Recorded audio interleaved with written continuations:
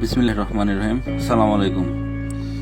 এখন আমি আপনাদের মাঝে একটি কবিতা আবৃত্তি করছি।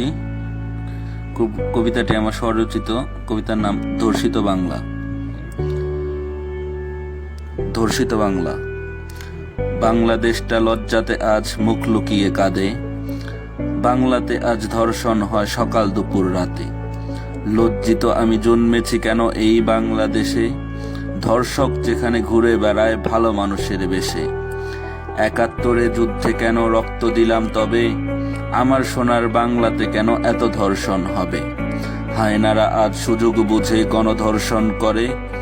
ধর্ষণের আগে কি মনে পড়ে না তারও মা বোন আছে ঘরে। যে নারী মায়ার বাঁধনে মা বোন স্ত্রী হয়, ধর্ষণে কেন সে নারীর হবে পরাজয়। ধর্ষক নামের নরপশুদের বাঁচার অধিকার নাই। বাংলাদেশের শান্তি ফিরিয়ে আনতে কঠিন বিচার চাই।